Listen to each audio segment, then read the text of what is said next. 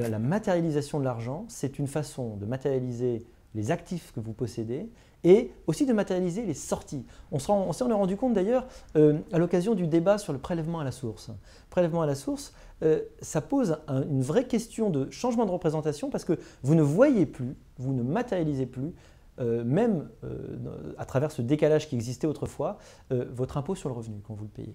De la même façon, quand vous payez avec une imposition de carte, il n'y a plus ce geste de l'échange, qui d'ailleurs a une autre vertu, cette idée du don et du contre-don, de l'échange et de la relation sociale, qui fait que vous avez un contact.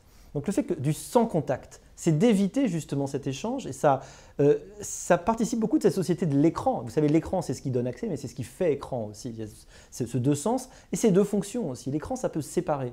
Et quand vous êtes dans le sans contact, vous êtes aussi dans l'absence d'échange visible et perceptible. Il y a un côté dématérialisé que vous allez pouvoir retrouver dans les dossiers de surendettement où, au bout d'un moment, la dette est devenue un concept. Vous ajoutez les centaines, les milliers, voire les dizaines, voire les centaines de milliers d'euros que vous devez. Au bout d'un moment, ça devient complètement conceptuel, donc irréel, et donc vous lâchez complètement prise avec la réalité d'un budget. Un argent négatif, quand vous avez de l'argent physique, ça se voit tout de suite.